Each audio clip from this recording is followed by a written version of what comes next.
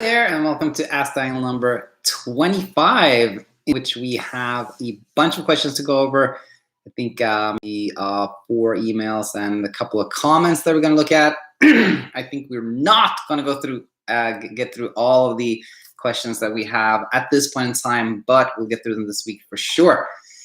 So with that said, I felt like some kind of announcement, but I can't really think of it. So let's just get right into it and start answering questions here. Before we do, as always, nothing is specific medical advice to anyone, just general thoughts and comments that I hope will be helpful to anyone that comes across this video. So with that said, we are going to start off with a follow-up question, very specific one from Sabrine. And she writes the following. 3 days ago, she wrote the following. Hi, Diane. I'm really curious about the quick taper you suggested. As a pharmacist, I've always thought it was better to do a long taper, but totally agree that a quick taper would be best, and I would definitely prefer it, assuming no other issues. What she's talking about here is a recent video where I talked about how, like, I've seen in clinic, I feel like I made this, mistake myself of like, having patients go through this kind of like really long, like drawn out taper of medications, and I found that actually that just kind of drew out the anxiety and anguishing and like thinking about like the tapering, etc. So anyway, that's what Sabrine was referring to there. And now here's a specific question here. If you had a patient on 100 milligrams of Trazodone with no other issues, what would be your suggested withdrawal schedule? I understand this is not medical advice, but it would be awesome to suggest it to my GP. Then he can make a decision about my quick taper accordingly. So here is the thing. If somebody was 100 milligrams of Trazodone, which is a pretty standard dose, a lot of people start on like 50 milligrams, then go up to maybe 100 and 150. 200 is kind of a higher dose, but 100 is pretty standard.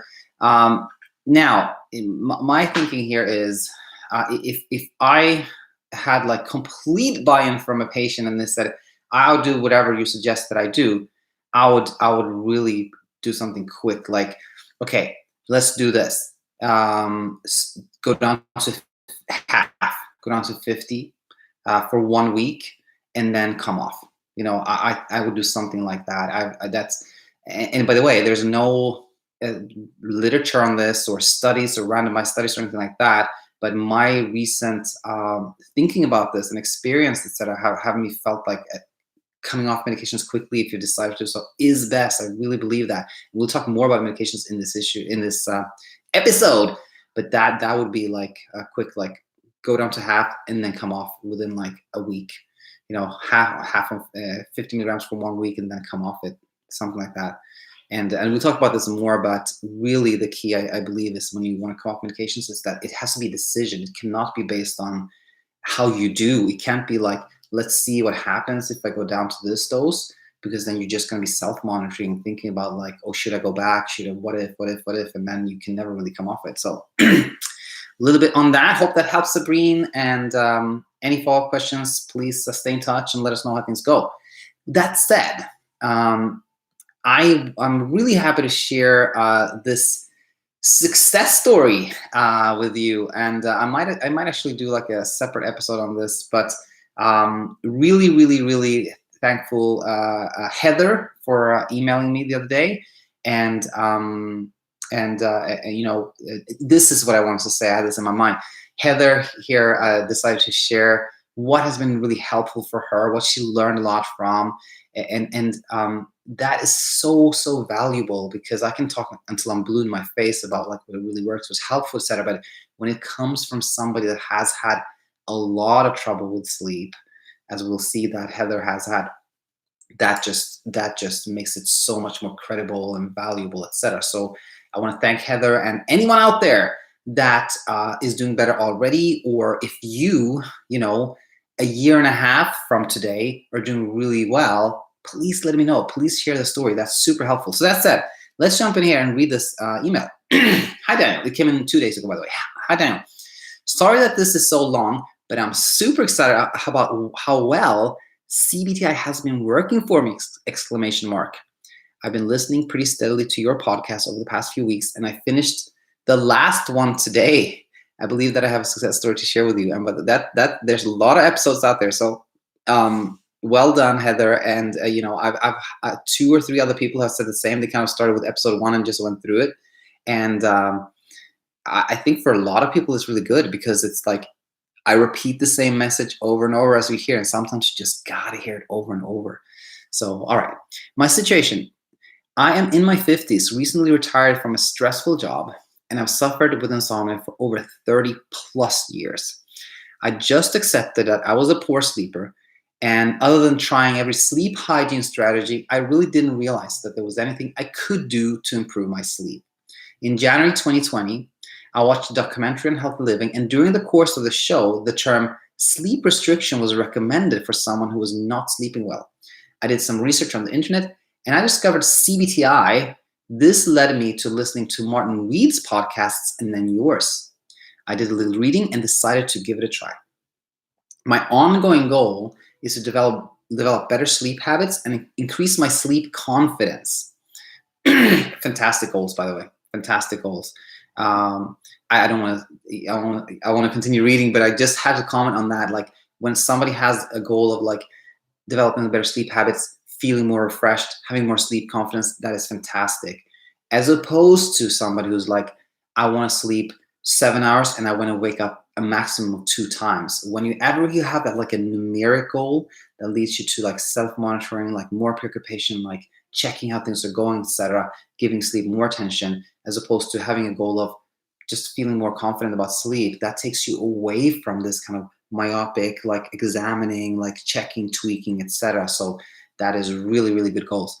Now, all of your advice is great, but there are the insight strategies that really helped me the most, okay? Listen up, everybody. This is what helped Heather so much. Heather had trouble sleeping for 30 plus years, okay? Number 1, understanding the concept of hyperarousal. Listening to your podcast helped me to understand that hyperarousal doesn't necessarily equate to stress or anxiety. My job required me to be in a state of hyper alertness all the time, and I was constantly trying to problem solve, figure out the best way to deal with issues that would arise during the day. At night, my brain stayed in this hypervigilant mode and overpowered my sleep drive. That was keeping me, up at night. Over the years, I tried to solve the problem by doing relaxation exercises, meditation, deep breathing, etc. Basically, forcing myself to try to sleep. LOL. Of course, none of that worked. I'm following your suggestion of doing something that I enjoy, like read, watch a TV show until I'm sleepy, and this is working. I know that I will eventually feel sleepy, and when I do, I get into bed and almost always fall asleep within 20 minutes. This is a huge change, exclamation mark. This whole paragraph is amazing. I just want to kind of, again, emphasize that trying this, what Heather was doing, like to just make yourself relax, never, ever works. But look what's happening. She's going into the direction of like just doing something she enjoys, and that is working really well. It's amazing. Super happy to read this.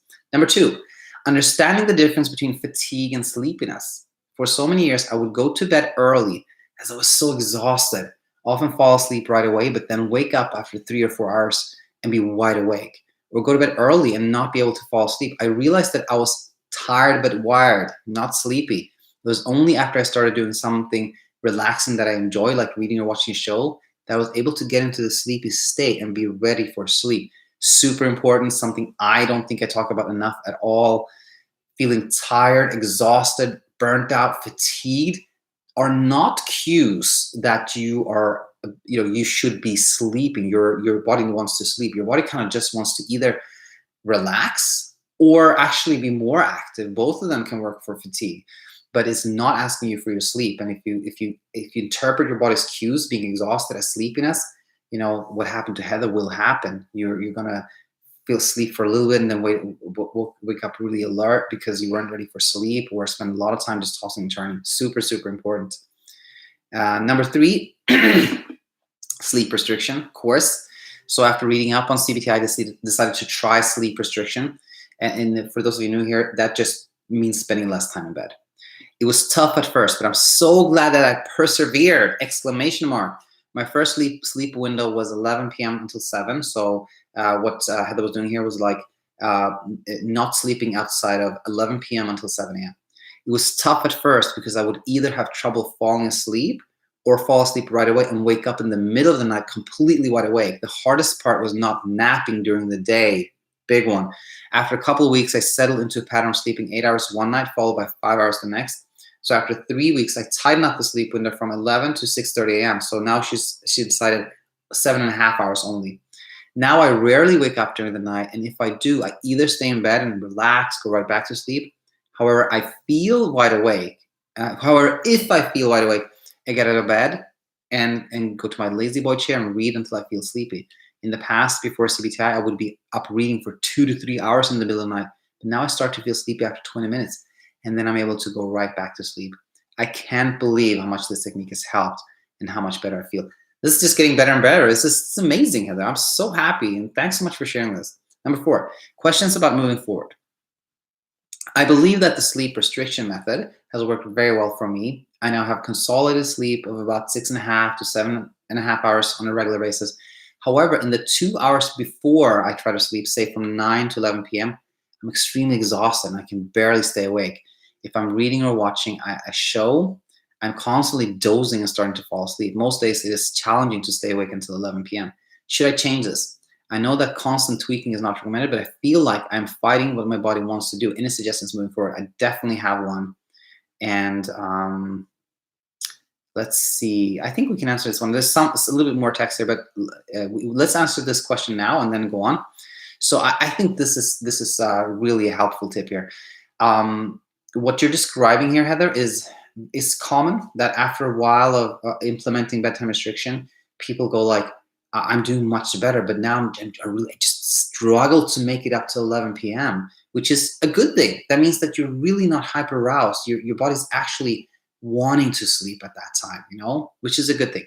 But if you go to bed at 9 p.m., then that is probably too early, and you will end up having long periods of night that you're waking up, etc. So what should you do? I think this is really good. I call it opening the sleep window. My friend Michael, who taught this to me, he calls it just ditch the clock time, something like that. But it basically just means this, that instead of like really waiting until 11 p.m. and watching out for that clock mark, you stop checking the time at 10. So you still get up at 6:30 in the morning, but at 10 p.m., you just don't watch the time. You just stop watching the time and you go by how you feel. Okay, so if you say like it's 10 p.m., I'm going to stop watching the time and I'm going to watch my show. And if you right away feel like, oh my gosh, I'm really sleepy, that's it. You go to bed. If you don't feel sleepy, then you just do something enjoyable until you do. So this gives you kind of like, this is, I think, a really good segue out of the tight sleep window, and it gives you an opportunity to sleep more, but you're not clock watching, and you're not kind of like just going completely off of having any type of strategy. So I think this is a really good one. And of course, the final step, which maybe I don't know, depends on how you're doing, but in a couple of weeks, if you continue to do as well as you do now, then the final step is just really to completely let go of like having any rules at all, except I think it's always good to get up at the same time every morning, but apart from that, just completely go by what you feel. And I think that reading all this, I think you're going to do really, really well. I mean, you've already done so amazing. I can't see any reason why you won't continue to do better and better. Okay, my sleep confidence is definitely improving, but I still worry at times that something will disrupt the progress I've made. I'm still nervous about doing anything too stimulating or exciting in the evening, as I've had a hard time unwinding before trying to sleep. I'm hoping that with time this worry will go away. Any suggestions? I think the big one here is just doing exactly what you're doing in this email, which is like highlighting all the progress. That is great. That will grow your sleep confidence. And now, another thing I was thinking, I think I read this earlier, was it can seem like insomnia has kind of a life of its own, that it sometimes just takes over and does something completely, random things. But in reality, insomnia is, is like your mind kind of starting to identify sleeplessness as a threat and trying to do things about it. And I say that here in this context by saying that there never is going to be some, it's never going to be like you're doing good and then suddenly insomnia takes over your life and you just can't do anything about it. It's never like that. It's never like that, which means that next time, and there will surely be times where you have a sleepless night or a stretch of them, as long as you don't react to them, as long as you go, oh, I didn't sleep hardly at all, well, I'm gonna kind of brush that off and I'm gonna still have a good day. And you just keep like not tweaking things, not going in the rabbit hole, not starting to examine, everything, not questioning, and you just kind of keep moving on, then you'll go back to sleeping great again. In fact, the next time you have a day or a couple of days or nights or something like that, where you have a real trouble sleeping, that is a huge opportunity for you to show yourself that you can have a quote unquote setback, keep going, not react to it, not change anything, go back to sleeping well, and that really builds sleep confidence. And if you just kind of do that, not react, keep going, I think the question of like what to do, I'm unwinding before trying to sleep, etc., it will just resolve itself when you kind of build so much sleep confidence that you're not afraid of losing sleep at all. When you build so much sleep confidence that you're like, that even if you sleep 0 hours one night, you will get back to sleeping well again, then you're not going to worry about what you do before you go to bed. You're just going to do whatever you feel is right at that time. So I think that will resolve itself if you just keep moving forward. And then finally here, Daniel, I would like to thank you so much for your positive, informative podcast. I had done some reading on CBTI, but your podcast helped me take the theory into practice. Also, the success stories are awesome. I love listening to you answer the questions and relating them to the core concept of the therapy. In fact, I've listened so much that I can pretty much predict exactly what you're going to say in your answer. Yeah, as well. I love the positive and super enthusiastic work you do, the way you support people. I have stopped researching sleep. I'm trying to set it and forget it, etc. Keep listening to the podcast because it's so encouraging. I hope this lived up to what I'm sure you expected, Heather, from reading a lot and then answering and then sending your own, or listening a lot and then sending your own question. And I want to say a couple of last things here. Number one, I can talk over and over, but if people don't actually take the theory into practice, it's never going to help. So what I'm saying here is, Heather, amazing work. You did it. You didn't just listen. You actually implemented this, and you did the hard work. You're reaping the rewards. You're doing better. Good for you. That's awesome. Really, really good.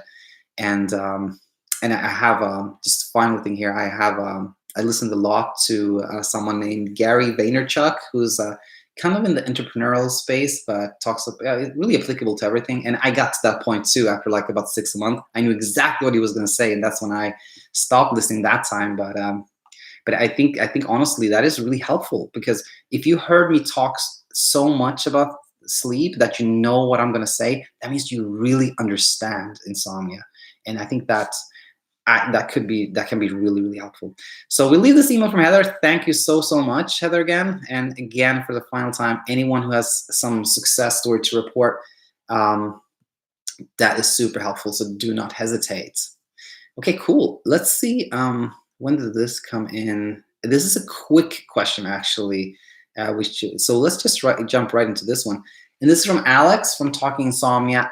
I want to say 16, but it might be 15, who has had questions about what we now have dubbed on our channel Hypnic awareness, which is you're about to fall asleep and you become aware of that, and that really disrupts and kind of jolts you awake. Now, I have a question for you that I've been struggling to work out in terms of getting past, quote unquote, a hypnic awareness. I think when I have said getting past it, quote unquote, I may have led you to believe that, quote unquote, getting past it meant that it is not a problem anymore. I wanted to clarify that when I say getting past it, quote unquote, I do not mean not having it as a problem anymore. I get it. What I meant by, quote unquote, getting past it was getting past the hypnic awareness in the moments after it happens and continuing the transition into sleep. otherwise known as allowing the hypnic awareness to pass in the moment or moments soon thereafter it happens by not doing anything about it when they occur. Sort of like when meditating, you're going to have thoughts that you do not want, but you cannot dwell on those thoughts when they occur. The only way that these thoughts will pass and lead to deeper meditation is to allow them to happen and not do anything about them. Number one, with that clarification in mind, my question is, from your perspective, does it make sense that by not trying to stop a hypnic awareness in the moment that they happen and just letting the hypnic awareness happen, you allow the hypnic awareness to pass, and then once it has passed, you can then continue to fall asleep, as opposed to dwelling on the awareness or trying to do something to stop it when it happens, which would not allow it to pass. That's this line. I think it makes sense. And the answer to this is it makes total sense, 100%. I really don't have anything to add there. I just say yes. This makes total sense. Was there another question? I feel like it would, and it does certainly feel like the hypnic awareness passes when I don't interfere with it. But I wanted to know from your perspective if this makes sense. I think I know the right answer, but just like Leighton, just need some encouragement, confirmation that I'm on the right track. Yes, I want to say I think this is exactly what you described. It is exactly how I understand it. And one last comment on the getting past. Yes, I believe as you describe here, if you're not trying to stop the hypnic awareness, it allows you to transition to sleep in that moment. So it does help you get past the hypnic awareness at that time. I also believe that, by that in the long term, by not trying to stop it, etc., you eventually train yourself that these are not dangerous. You really don't need to, it becomes, you stop even noticing them, and you also get past it long term. So I hope that little extra thing was helpful to you, Alex, or anyone else that is tuning in here. And with that said, let's go to the comments section, and we will answer at least one more comment, or one comment that came in from ZBZI, and this was 2 days ago. This is a comment on Ask Daniel number 24. Dear Daniel, thanks for another great episode. Thank you for tuning in and for coming, sharing your question. I cannot express how much I appreciate your channel. I have a question about sleep maintenance. My problem has always been sleep initiation, but after implementing CBTI around 2 months ago, this is hardly an issue anymore. So what ZBTI is saying here is that she no longer, and I believe it's a she here, I always get them messed up, but I believe what she's saying is, I no longer have trouble like falling asleep, but there's another one. I had some setbacks a few weeks ago, which I wrote to you about but now I'm fine. However, it seems that my hyperarousal has shifted to early mornings. I was never an early bird, but with CBTI, I trained myself to wake up at 6 a.m. every day, and I love it. I love the quiet. I love watching the sunrise, doing yoga, and listening to the birds chirping. The thing is that I think I'm so excited about waking up early that my brain wakes up too early. For the last week or so, I've been waking around 4 a.m. and not being able to fall back asleep. My question is, should I just wake up and do my things, or try stimulus control and go back to bed when I'm sleepy, even if it's just for half an hour? Or should I push going to bed for later? My current sleep window is 10:30 till 6. Looking forward to your insight. Thank you so much.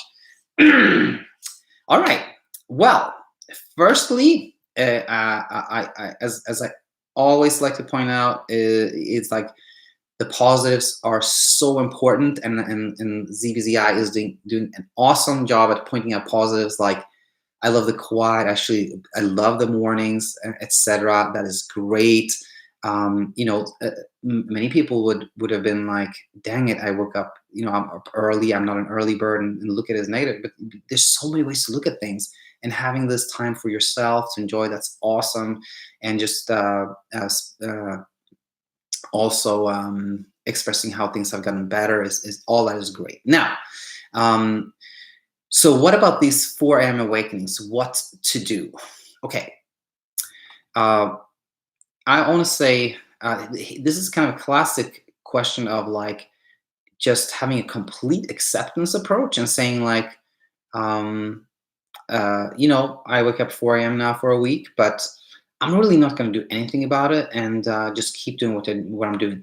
That is like that acceptance approach is always good. It's always good because when we kind of like take a step away from trying to tweak things and do things, then we're really kind of again training our brains to not see insomnia as something it wants to avoid, that is dangerous, that you're trying to change or something like that, and that really often leads to better sleep. So a complete acceptance approach, I think, is one great option. And what I mean more specifically with that, that would be like if you wake up 4 and you feel pretty alert, then yes, wake up and start your day there. That could be one good approach.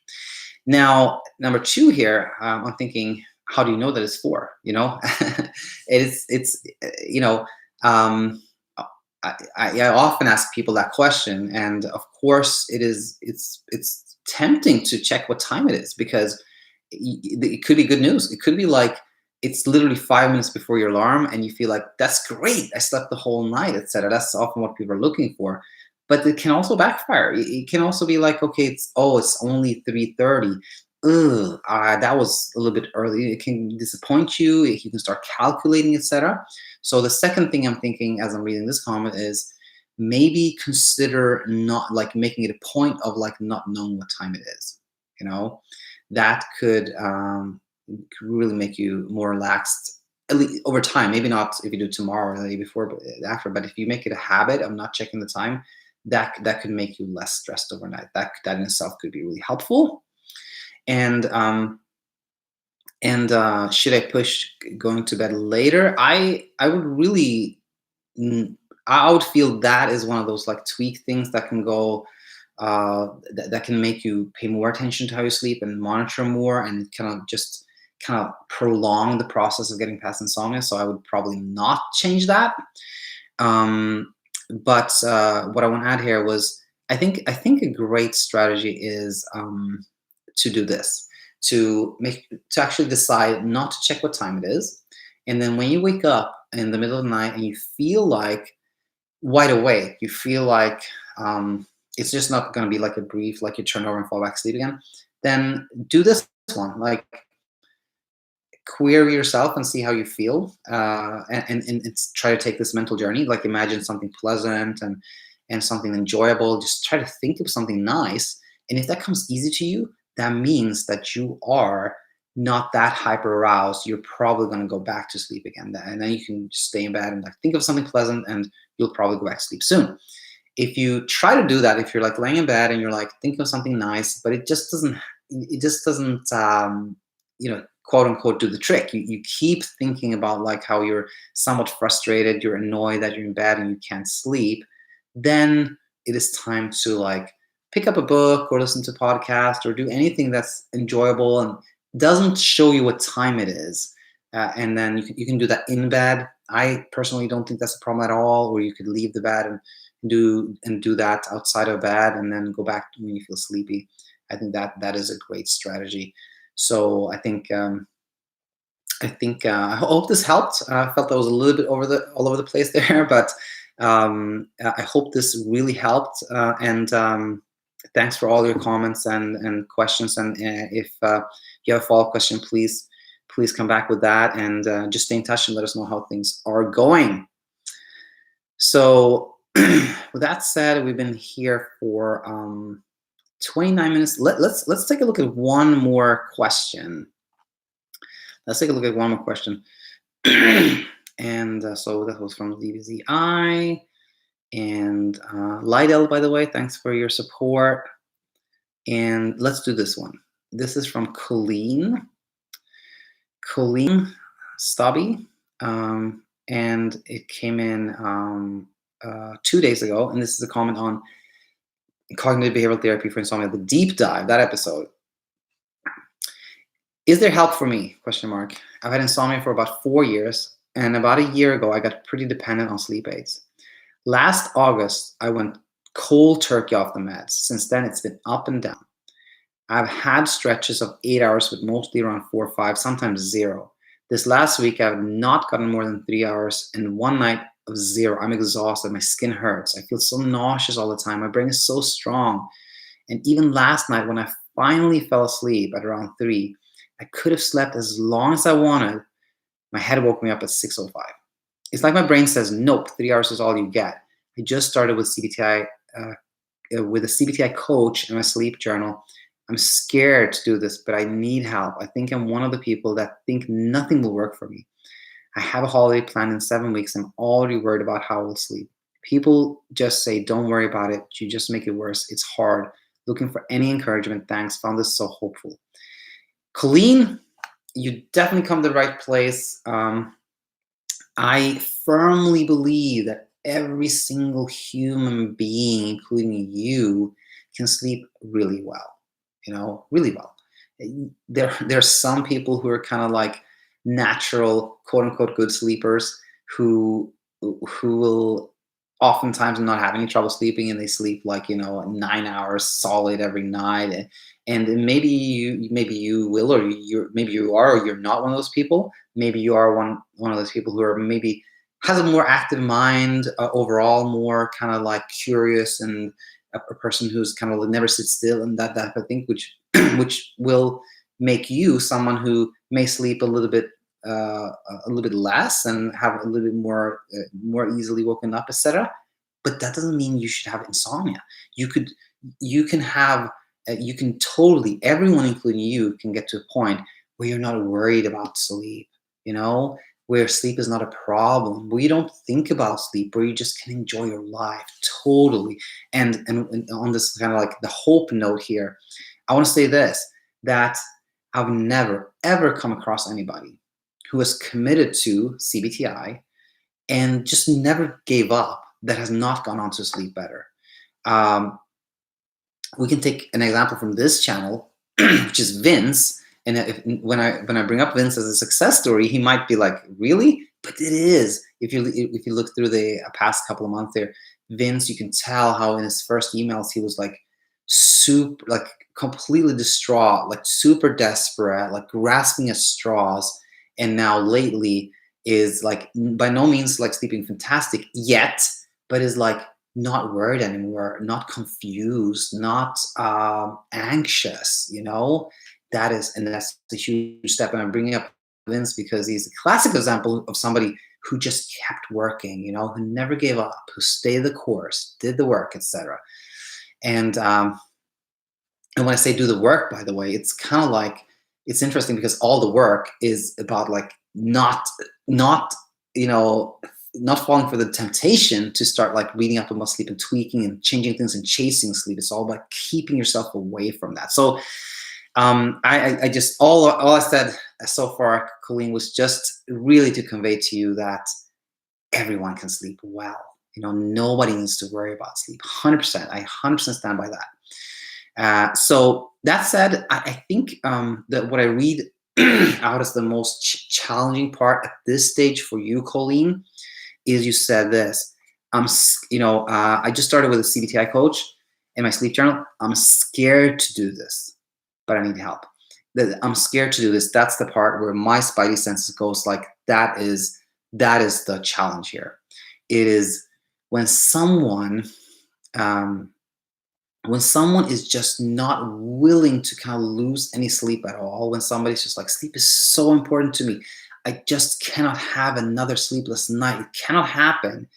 That fear of losing sleep can make it really difficult to make progress, because the more focused you're on sleep, the more kind of you monitor how much you slept and the hours, the minutes, how did it happen, that makes it really challenging. So that, I think, is something to really work on and really, really try to understand how you have to train your brain to know and understand that losing sleep is not dangerous, and that may seem completely anathema to everything you feel, but that is the way towards sleeping well. Because when you're no longer fearful of losing sleep, you will sleep really well. So don't worry if your CBTI coach tells you like you should spend less time in bed, you should not do this, not do that, etc. Don't be scared. Just try to work your well, try to work your way towards fearlessness, really, because that fearlessness is the cure for sleeplessness, 100%. So that's it. I just want to say, you came off medications. That's amazing. That's not easy at all. It's been up and down. That is typical. You had stretches when you slept pretty, 8 hours. That is good. There's, all those things are kind of encouraging, and the final thing I'm going to say here is, I've been realizing more and more how, another part of the work when it comes to insomnia is kind of like taking your brain, grabbing hold of your brain and like making it look at the good things, like making it see positives. Like, your brain is always going to be like naturally going to be inclined to like look at problems. Like, I didn't sleep that much. I woke up so many times. I feel really tired. And the more you allow your brain to really focus on these negatives and the problems and the issues, the more it feels like you're not making any progress. There's still so many issues and problems. When you kind of, again, grab your head or your brain and make it look at the positives and like literally like every day write down positives, tell people about the positive, highlight them, then you're really training your brain that sleep loss is not dangerous. There's so many positives happening. A lot of things. It gives you the sense that you're on the right track, etc. So I think that's a really important one. So with that said, I know we have one email from Joseph and I think one other comment that we didn't get to today, but we will get to them this week, Thursday at the latest. And other than that, thanks everyone. Special shout out to Heather again, who shared her success story. That is super, super important. And with that said, I will say goodnight, and I'll be back soon. Until then, bye-bye.